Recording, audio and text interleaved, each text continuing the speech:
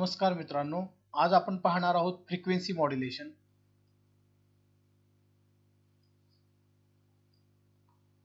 आता मागील वेळेला आपण पाहिलेलं आहे एम्प्लिट्यूड मॉड्युलेशन.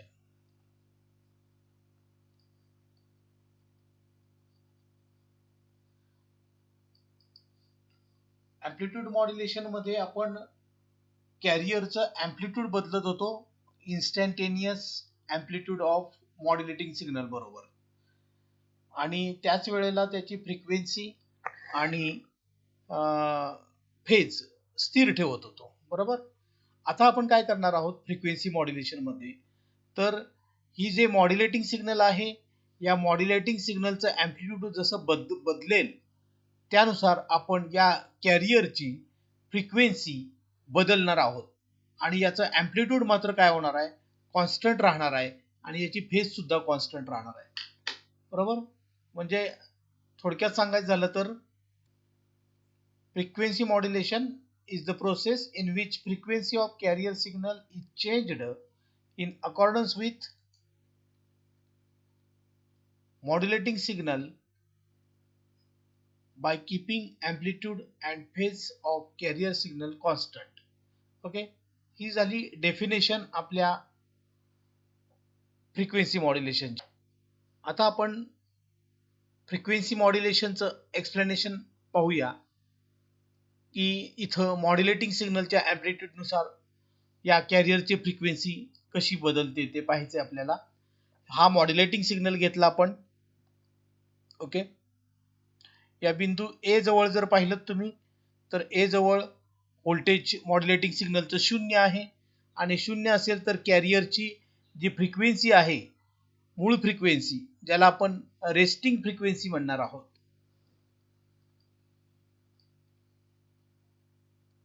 तर ही फ्रिक्वेन्सी आहे ती कॉन्स्टंट राहणार आहे. त्यामुळे इथं जर तुम्ही पाहिलं तर ही जी कॅरियर फ्रिक्वेन्सी आहे तीच इथं फ्रिक्वेन्सी आहे. म्हणजे इथं जर FC असेल तर इथं सुद्धा FC एवढी फ्रिक्वेन्सीच आहे. आणि आता बिंदू ए पासून बिंदू बी पर्यंत, म्हणजे from point A to point B काय झालेलं आहे, the voltage of this modulating signal goes on increasing instantaneously. क्षणाक्षणाला काय झालेलं आहे, ए पासून बी पर्यंत व्होल्टेज वाढत गेलेलं आहे, आणि हे व्होल्टेज जसं वाढेल तसं ही कॅरियरची जी फ्रिक्वेन्सी आहे ती तुम्ही पाहिली तर अशी वाढत गेलेली आहे.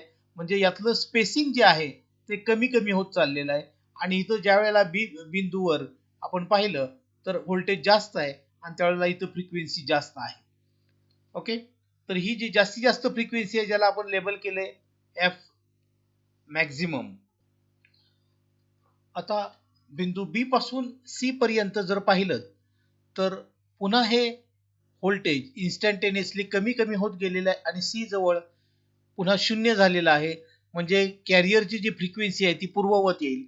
म्हणजे इथून जर पाहिलं तुम्ही तर या बिंदूपासून ते या बिंदूपर्यंत, म्हणजे याच्या करस्पॉन्डिंग बी आणि सी बिंदू आहेत त्याच्या कालावधीमध्ये जर पाहिलं तर ही फ्रिक्वेन्सी जी आहे ती पुन्हा कमी होत गेलेली आहे, कारण हे एम्प्लिट्यूड कमी झालेलं आहे.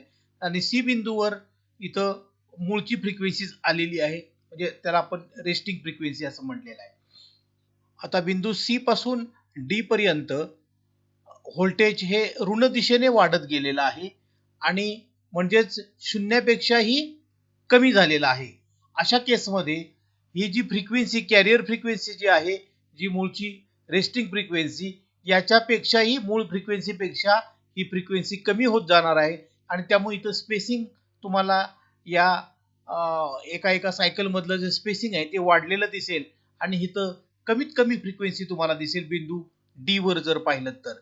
बिंदू बी वर काय झालं होतं, मूळ फ्रिक्वेन्सीपेक्षा फ्रिक्वेन्सी वाढलेली होती, तर डी बिंदूवर काय घडलेलं दिसतंय, तर मूळ फ्रिक्वेन्सीपेक्षा फ्रिक्वेन्सी काय झालेली आहे, कमीत कमी झालेली आहे. ओके, म्हणजे इथं वाढ आहे तर इथं कमी झालेली आहे. अशा पद्धतीनं मूळ फ्रिक्वेन्सी पासून फ्रिक्वेन्सी वाढणे किंवा कमी होणे याला आपण म्हणतो फ्रिक्वेन्सी डेव्हिएशन.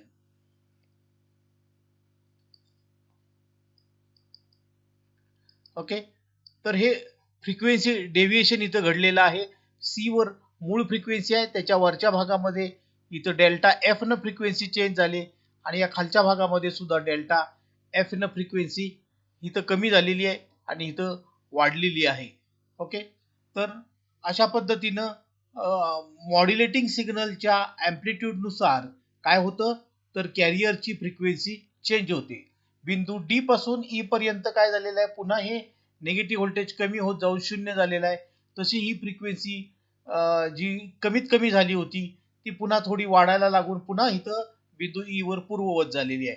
म्हणजे या एका पूर्ण सायकलमध्ये आपण असं अभ्यासलं आहे की ए पासून ई पर्यंत जसं व्होल्टेज कमी अधिक होणार आहे त्या पद्धतीनं कॅरियरची फ्रिक्वेन्सी सुद्धा कमी अधिक होणार आहे.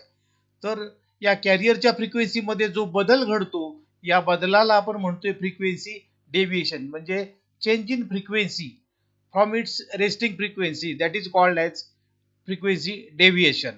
आणि आता हे फ्रिक्वेन्सी डेव्हिएशन आणि हे मिनिममचं frequency deviation, maximum F maximum आणि एफ मिनिमम या दोघांच्या मधला जो काय फरक असेल त्याला ऍक्च्युली म्हटलं जातं carrier swing. Carrier swing. Okay, हे दोन शब्द नवीन आहेत पहा, फ्रिक्वेन्सी डेव्हिएशन आणि कॅरियर स्विंग. तर कॅरियर स्विंग म्हणजे of course twice the delta F असणार आहे. ओके, हा सरळ सरळ फॉर्म्युला आहे ना तुमचा. आता ही फ्रिक्वेन्सी फॉर एक्झाम्पल आपण म्हटलं की कॅरियर फ्रिक्वेन्सी 150 मेगाहर्ट्झ आहे फॉर एक्झाम्पल. ओके, आणि फ्रिक्वेन्सी डेव्हिएशन म्हणजे ऑडिओ फ्रिक्वेन्सी मिक्स केल्यामुळे समजा 20 किलोहर्ट्झ फ्रिक्वेन्सी वाढणार आहे. ओके, तर 20 किलोहर्ट्झ फ्रिक्वेन्सी कमी सुद्धा होईल. म्हणजे 150 मध्ये 20 किलोहर्ट्झ म्हणजे ही 150.02 मेगाहर्ट्झ. ओके, आणि ही 149.98 मेगाहर्ट्झ. तर हे झालं 150 पासून हे डेव्हिएशन झालं 150.02 वर आणि हे झालेलं आहे 149.98 वर. आणि या दोघांमध्ये जो फरक आहे याला म्हणणार आहे आपण कॅरियर स्विंग. तर या तीन टर्म्स तुम्हाला कळल्या असतील की रेस्टिंग फ्रिक्वेन्सी म्हणजे काय, फ्रिक्वेन्सी डेव्हिएशन म्हणजे काय आणि कॅरियर स्विंग म्हणजे काय. तसंच आपण इथं एक्सप्लेन केलेलं आहे की फ्रिक्वेन्सी मॉड्युलेशन कसं घडतं. इथं ॲम्प्लिट्यूड कॉन्स्टंट आहे आणि फ्रिक्वेन्सी मात्र कॅरियरची बदललेली आहे आणि म्हणून याला आपण म्हणतोय फ्रिक्वेन्सी मॉड्युलेशन. आता आपण पाहणार आहोत मॉड्युलेशन इंडेक्स. एफ एम मध्ये मॉड्युलेशन इंडेक्स कसा कॅल्क्युलेट करतात. तर एफ एम मध्ये जो रेशो घ्यायचा आहे तो फ्रिक्वेन्सी डेव्हिएशन किती घडतं मॅक्झिमम आणि त्यावेळेला आपण जी फ्रिक्वेन्सी मॉड्युलेट करतोय म्हणजे एफ एम जी फ्रिक्वेन्सी आहे मॉड्युलेटिंग सिग्नलची ही मॅक्झिमम किती आहे याचा विचार करायचा आहे. मॅक्झिमम फ्रिक्वेन्सी किती आहे आणि जास्तीत जास्त फ्रिक्वेन्सी डेव्हिएशन किती होतंय या दोन गोष्टीचा विचार करावा लागेल. म्हणजे मग मॅक्झिमम फ्रिक्वेन्सी डेव्हिएशन आणि मॅक्झिमम मॉड्युलेटिंग सिग्नल फ्रिक्वेन्सी याचा जो रेशो आहे याला म्हटलं जातं मॉड्युलेशन इंडेक्स. आणि एफ एम मध्ये हा मॉड्युलेशन इंडेक्स 1 पेक्षा जास्त असतो. उदाहरणादाखल सांगायचं झालं तर समजा फ्रिक्वेन्सी डेव्हिएशन 20 किलोहर्ट्झ आहे, डेल्टा एफ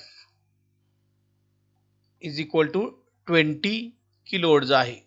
ओके, आणि ही जी फ्रिक्वेन्सी आहे ती आपण समजा 4 किलोहर्ट्झची फ्रिक्वेन्सी मॉड्युलेट करतोय. ओके, तर या केसमध्ये आपलं मॉड्युलेशन इंडेक्स किती असेल तर आपल्याला 20k डिवायडेड बाय 4k म्हणजे इथं साधारण म्हणण्यापेक्षा 5 हा काय आलेला आहे तर मॉड्युलेशन इंडेक्स आलेला आहे एफ एमचा. तर अशा पद्धतीनं मॉड्युलेशन इंडेक्स कॅल्क्युलेट केला जातो. आता आपण पाहूया पर्सेंटेज मॉड्युलेशन. ॲम्प्लिट्यूड मॉड्युलेशन प्रमाणे मॉड्युलेशन इंडेक्सलाच 100 न मल्टिप्लाय केलं की पर्सेंटेज मॉड्युलेशन येतं असं इथं घडत नाही. इथं फॉर्म्युला वेगळा आहे. पर्सेंटेज मॉड्युलेशन काढतात डेल्टा एफ हा जो आहे हा ऑब्झर्वड आहे, म्हणजे प्रॅक्टिकली किती होता तो बघायचा आहे आपल्याला. आणि डेल्टा एफ मॅक्झिमम म्हणजे त्या सिस्टीम मध्ये हे जे फ्रिक्वेन्सी डेव्हिएशन आहे ते जास्तीत जास्त किती अलाउड केलेलं आहे हे महत्वाचं आहे. म्हणजे आपल्याला माहित आहे की हे डेल्टा एफ मॅक्झिमम अलाउड जे आहे ते 75 किलोहर्ट्ज असतं, 75 किलोहर्ट्ज. आणि प्रत्यक्षात इथं डेल्टा एफ मॅक्झिमम अलाउड हा शब्द महत्वाचा आहे. अलाउड की त्या सिस्टीम मध्ये अलाउड किती आहे, तर जास्तीत जास्त 75 किलोहर्ट्ज. आणि मग प्रत्यक्षात तुम्हाला फ्रिक्वेन्सी डेव्हिएशन ते मॉड्युलेशन होत असताना नक्की किती घडलं, म्हणजे त्याच्यामध्ये ऑडिओ सिग्नल मिक्स केल्यामुळे जी फ्रिक्वेन्सी बदलते ते कितीनं डेव्हिएट होते ते इथं ऑब्झर्व प्रॅक्टिकली आहे, ते इथं आपल्याला लिहायचे. फॉर एक्झाम्पल हे जर 20 किलोहर्ट्ज असेल डेल्टा एफ, तर याचा जो पर्सेंटेज आहे, आता याला आपण 100 न मल्टिप्लाय करणार आणि हे पर्सेंटेज येणार आहे साधारणतः बघा 27% येईल. तर हे 27% आलं तुमचं पर्सेंटेज मॉड्युलेशन. ओके, तर अशा पद्धतीनं पर्सेंटेज मॉड्युलेशन कॅल्क्युलेट केलं जातं. हा जो रेशो आहे तो delta F observed upon delta F maximum allowed आणि इंटू 100 घ्यायचे आपल्याला, पर्सेंटेज काढायचे म्हणून. ओके, आता पाहूया side bands in F M. जसं आपण पाहिलं की अँप्लिट्यूड मॉड्युलेशन मध्ये मॉड्युलेटिंग सिग्नल फ्रिक्वेन्सी आणि कॅरियर फ्रिक्वेन्सी दोघं एकात मिक्स केल्यानंतर आपण मॅथमॅटिकली प्रूव्ह केलं होतं की तिथं दोन नवीन फ्रिक्वेन्सी तयार झाल्या आणि ज्यांना आपण साईड बँड्स असं म्हटलं. आता इथं एफ एमच्या बाबतीत मात्र मॅथमॅटिकली आपल्याला प्रूव्ह करणं शक्य नाही, कारण ते मॅथमॅटिक्स जे आहे ते आपल्या लिमिटच्या थोडं बाहेरचं आहे की जिथं आपल्याला ते एक्सप्लेन करता येणार नाही. तर आपण एक त्याचा ग्राफ जो आहे तो फक्त इथं अभ्यासाला घेऊया की साईड बँड नक्की किती तयार होतात आणि कशा प्रकारच्या असतील. तर इथे हा तुम्हाला मी ग्राफ दाखवतो. याच्यामध्ये पहा की ही मूळची कॅरियर फ्रिक्वेन्सी आहे, ती ही कॅरियर फ्रिक्वेन्सीचा अँप्लिट्यूड समजा 1 ला राहिलेला आहे. ओके, नंतर पहिली साईड बँड फ्रिक्वेन्सी इथं तयार झालेली आहे, बरोबर, आणि इथं अँप्लिट्यूड साधारण 0.6 च्या आसपास गेलं. नंतर सेकंड साईड बँड फ्रिक्वेन्सी तयार झाली, ती 0.5 चं झालं. नंतर थर्ड झाली, ती साधारणतः 4.5 च्या आसपास झाली. ओके, नंतर फोर्थ आली, ती 4 ला आली, 0.4 ला आली बघा. असं करत करत जर गेलो आपण तर फिफ्थ आली. म्हणजे असे नंबर ऑफ साईड बँड्स तयार होतात. Number of side band frequency तयार झाल्या त्याचा अर्थ नंबर ऑफ साईड बँड सुद्धा तयार होणार आहेत. इथं एक फ्रिक्वेन्सी ज्या वेळेला मिक्सअप केली जाते कॅरियर बरोबर, बरोबर, कुठली आहे ही एफ एम फ्रिक्वेन्सी. म्हणजे एफ सी आणि एफ एम या दोन एकत्र फक्त आपण काय केलेले आहेत, मिक्स केलेले आहेत. या दोन फ्रिक्वेन्सीमुळे काय काय घडले पहा. F C minus F M किंवा F C plus F M ही अप्पर साईड बँड फ्रिक्वेन्सी, ही लोअर साईड बँड फ्रिक्वेन्सी, ही एक तयार झाली. आणखी पहा F C plus 2 F M आणि F C minus 2 F M या पण अप्पर साईड बँड आणि लोअर साईड बँड अशा फ्रिक्वेन्सी तयार झाल्या. म्हणजे ही अनदर फ्रिक्वेन्सी तयार झालेली आहे साईड बँडचीच. ओके, अप्परच्या धराल तर ही असेल, ही असेल, ही असेल, ही, तर ह्या अप्पर साईड बँड मध्ये आल्या आणि ह्या लोअर साईड बँड मध्ये. म्हणजे एक फ्रिक्वेन्सी आहे ती एवढ्या फ्रिक्वेन्सी निर्माण करते. आणि आपण नंबर ऑफ किंवा मल्टिपल फ्रिक्वेन्सी ज्या वेळेला मॉड्युलेट करणार आहोत तर आपण म्हटलं की मल्टिपल बँड्स तयार होतील. तसं इथं सुद्धा मल्टिपल बँड्स तयार होतील. म्हणजे इथं फर्स्ट साईड बँड जसं इथं तयार झालेली आहे फ्रिक्वेन्सी, तशी याच्या बरोबर ज्या इतर फ्रिक्वेन्सी असतील त्या सुद्धा फ्रिक्वेन्सी निर्माण करतील आणि त्याचा एक बँड तयार होईल. म्हणजे इथं फर्स्ट साईड बँड तयार होणार आहे, इथं सेकंड साईड बँड तयार होईल, थर्ड साईड बँड तयार होईल, फोर्थ, फिफ्थ असे नंबर ऑफ, म्हणजे इन्फायनाइट साईड बँड्स क्रिएट होतात एफ एम मध्ये. हे इथं मी तुम्हाला दाखवून दिलेलं आहे. आणि याचं जे अँप्लिट्यूड आहे ते कमी कमी होत जातं आणि शेवटच्या याचं अँप्लिट्यूड 0 झालेलं असेल. म्हणजे थोडक्यात आपण जर ग्राफ काढायचा म्हटला याचा, तर इथं जर कॅरियर असेल तर त्याच्या पाठोपाठ इथं side band 1, side band 2, side band 3, 4, 5 असं करत आपण जाणार आहे. म्हणजे इन्फायनाइट जरी असले तरी काही मर्यादेनंतर मात्र त्याचा अँप्लिट्यूड नगण्य झालेला असेल तर फक्त त्यातले काही साईड बँड्सच पिक्चर मध्ये येतील. ओके, तर अशा पद्धतीनं FM च्या बाबतीत जर बोलाल तर number of side band infinity, okay, आणि त्याचं अँप्लिट्यूड कमी होत जातं. या महत्वाच्या गोष्टी आपल्याला लक्षात ठेवायच्यात. तर मित्रांनो, आजच्या लेक्चरमध्ये आपण फ्रिक्वेन्सी मॉड्युलेशन म्हणजे काय, फ्रिक्वेन्सी मॉड्युलेशन कसं घडतंय, त्याचं मॉड्युलेशन इंडेक्स, त्याचा पर्सेंटेज मॉड्युलेशन, त्याचे साईड बँड्स या टर्म्स, तसंच कॅरियर डेव्हिएशन आणि कॅरियर स्विंग या गोष्टी आपण पाहिलेल्या आहेत. तर या गोष्टी सर्व तुमच्या लक्षात आल्या असतील. धन्यवाद.